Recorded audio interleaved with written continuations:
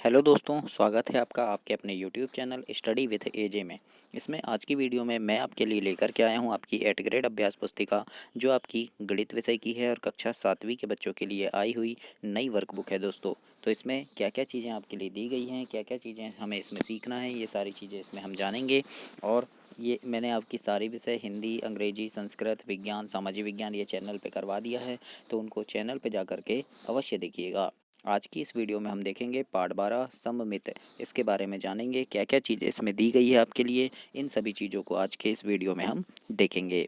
तो आइए देखते हैं, इसमें काफ़ी सारे बदलाव हुए हैं। अभी नई वर्कबुक है ये आपकी, इसमें बहुत सारे बदलाव हुए हैं और उन बदले हुए प्रश्नों के साथ देखते हैं अध्याय 12 सममित, इसके बारे में जानते हैं।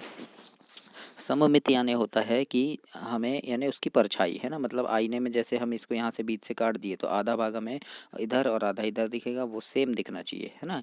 यानी इसको काटने से दोनों भाग जो होंगे वो बराबर होने चाहिए, तो वो है उसका सममित कहलाता है। तो यहाँ पर लिखा भी है आपके लिए है ना, तो यहाँ पर दिया है तो इसको पढ़ना और आपके पाठ में भी है। अब हम इसके प्रश्नों के उत्तर जानेंगे। तो सबसे पहला प्रश्न यहाँ पर दिया है दोस्तों आपके लिए, और चैनल को सब्सक्राइब ज़रूर करना, क्योंकि आप ये आपके काम की काफ़ी सारी चीज़ें इस चैनल पे डलते रहती है आपकी पढ़ाई से संबंधित, और ये आपके आगे पूरे कक्षा तक काम आएगी। तो इसमें आप चैनल को सब्सक्राइब करके रखिएगा। प्रश्न नंबर 1 में लिखा है निम्न आकृति में सममित रेखाओं की संख्याएं कितनी है। मतलब हम इस आकृति को, आकृति नहीं दी है लेकिन हम यहाँ बना लेते हैं ना। तो इस आकृति को हम काटेंगे तो कितने तरह से हमें ये बराबर दिखेगी। तो देखो, इसको हम यहाँ से काटेंगे तो भी आकृति बराबर दिखेगी, आधा इधर दिखेगा, सेम दिखेगा है ना। फिर अगर बीच से काट देंगे ऐसे तो भी इधर बराबर और इधर बराबर हो जाएगा। और हम यहाँ से इसको ये वाले कोने से भी ऐसे काट देंगे तो भी बराबर दिखेगा। तो इसमें सममित आकृति कितनी हो जाएगी, 3। तो यहाँ बी नंबर आपका सही उत्तर हो जाएगा 3। तो इस प्रकार से आपको इसको लिखना है। यहाँ पर लिखा है फिर एक विषमबाहु त्रिभुज में सममित रेखाएं होती है। तो याद रखना, विषमबाहु त्रिभुज में कोई भी सममित रेखा नहीं होती, इसलिए इसका उत्तर हो जाएगा 0 है ना। तो डी नंबर आपका सही उत्तर होगा 0। सी नंबर में लिखा है अक्षर ई में कौन सी सममित है। तो इसमें क्या होगा, रैखिक सममित होगा, क्योंकि ये अक्षर ई जो ऐसे बनेगा तो ये कहाँ से कटेगा, तो यहाँ बीच से कटेगा है ना। तो ये क्या हो जाएगा, रैखिक। तो इसमें हो जाएंगे, हम बोलेंगे हम रैखिक सममित है अक्षर ई में। तो इस प्रकार से आपका ए नंबर इसमें सही उत्तर हो जाएगा।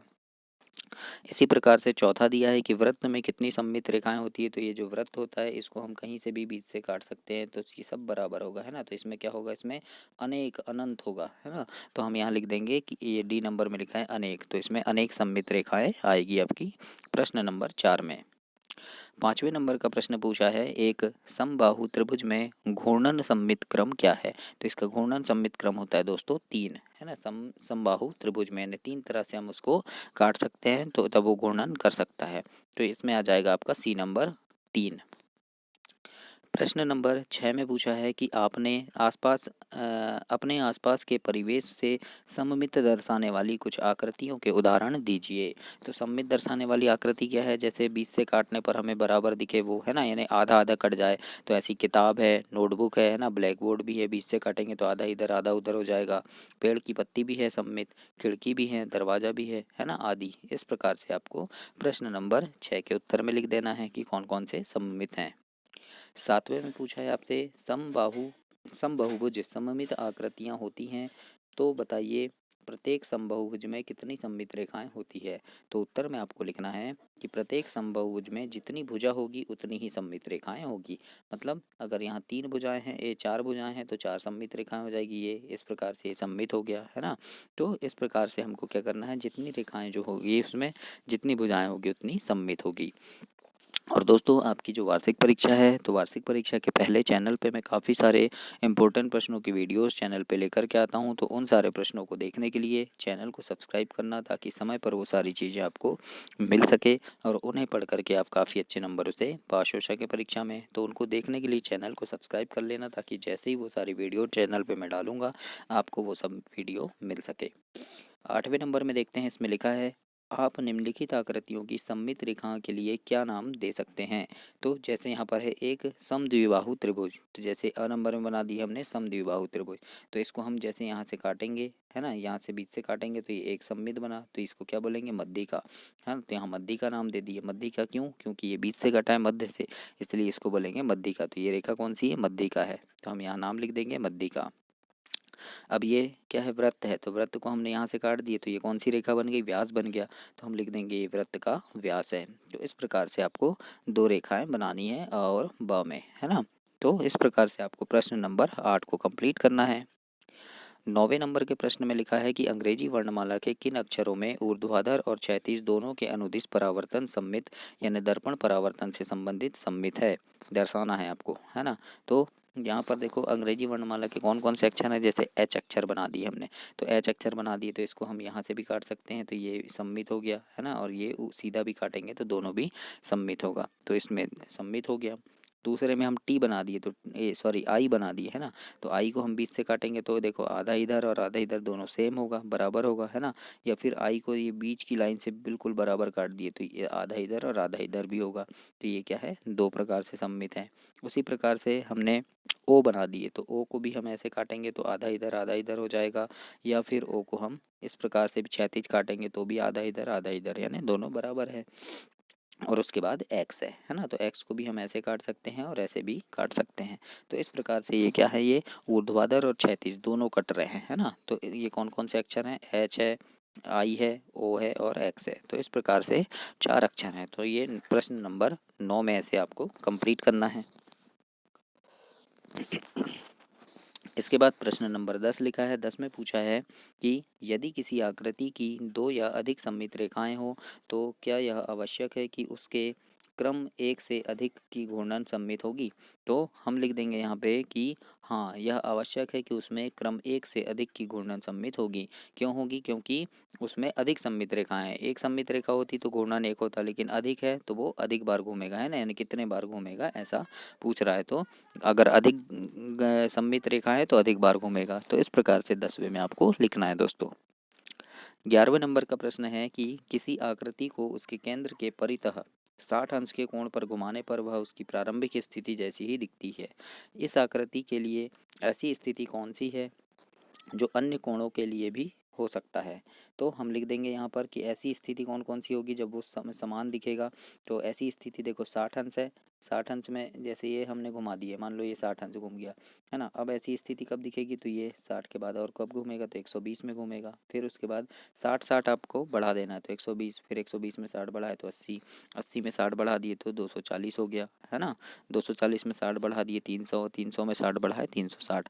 तो 60 60 प्लस करते जाएंगे तो हमें ऐसी आकृति मिलती जाएगी। तो हम इस प्रकार से लिख देंगे 120 अंश, 180 अंश, 240 अंश, 300 अंश और 360 अंश।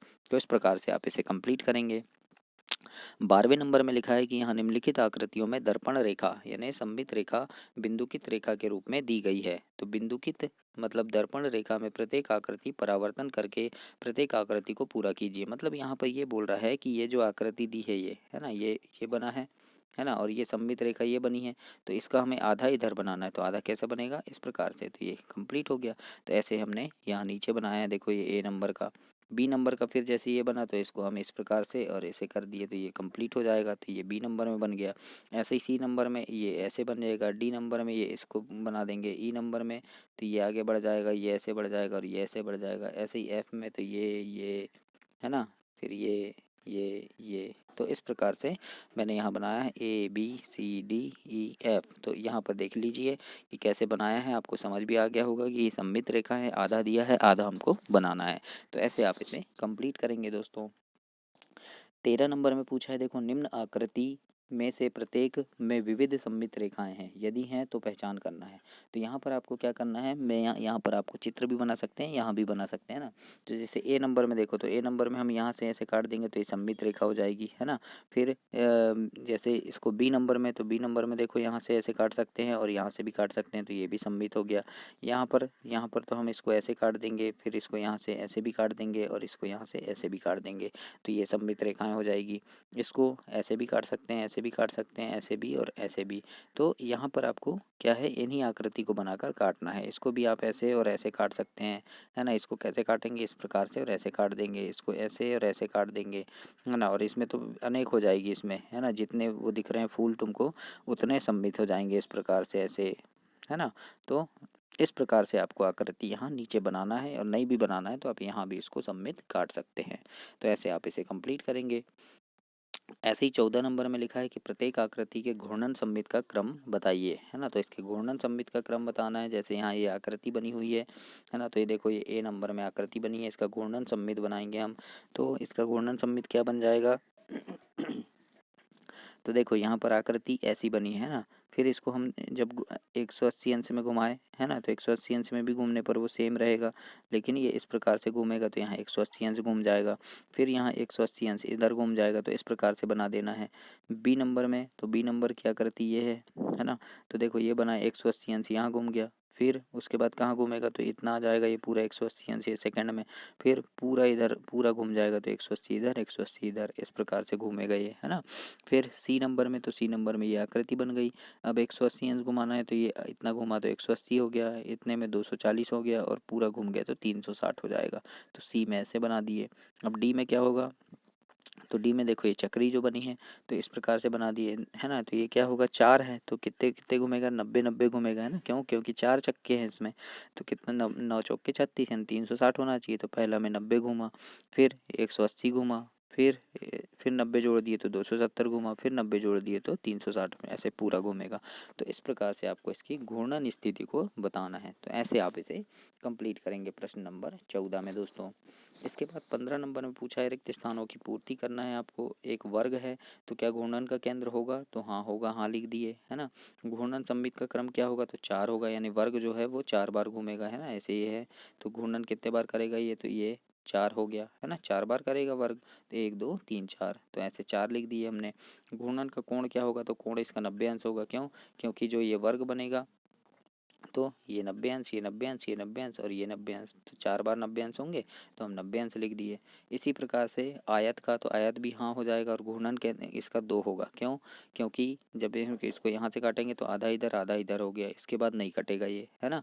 तो क्या हो जाएगा? ये इसका सिर्फ 2 होगा, और इसमें 180 होंगे, क्योंकि 180 दूनी 360 होता है, यानी 360 होना चाहिए, है ना। समचतुर्भुज में इसमें भी 2 होंगे और इसमें भी 180 आ जाएगा, है ना। अब फिर समबाहुभुज में हाँ होता है घूर्णन केंद्र, और इसमें कितने होते हैं? 3 होते हैं, है ना। सममित क्रम 3 होता है, तो कितना हो जाएगा ये? 120 120 120, ऐसे 3 होंगे तो 360 होगा। समषटभुज में भी होता है, और घूर्णन केंद्र इसके 6 होते हैं और 60 60 अंश के होते हैं, है ना। तो ऐसे बन गया। वृत्त में, तो वृत्त में भी होता है, लेकिन वृत्त में अनंत होते हैं बहुत सारे, और सभी पर घूर्णन केंद्र होता है, तो इसमें अनंत लिख दिए। अर्धव्यास में हाँ होगा और 1 होगा, और वो सिर्फ 360 अंश का होगा, क्योंकि अर्धव्यास ऐसा होगा और ये सिर्फ 360 अंश का पूरा हो जाएगा। तो इस प्रकार से हमको यहाँ पर लिखना है। आप चाहें तो इसको यहाँ पर भी लिख सकते हैं, लेकिन या फिर यहाँ इस डिब्बे में भी लिख सकते हैं। तो ऐसे आप इसे प्रश्न नंबर 15 में कंप्लीट करेंगे। तो ऐसे आपको कंप्लीट करना है। चैनल को सब्सक्राइब करना, वीडियो को लाइक करना, और अपने दोस्तों तक भी इसे ज़रूर शेयर करना, और खूब मन लगा के पढ़ना, ताकि परीक्षा में काफ़ी अच्छे नंबरों से पास हो सको। धन्यवाद दोस्तों।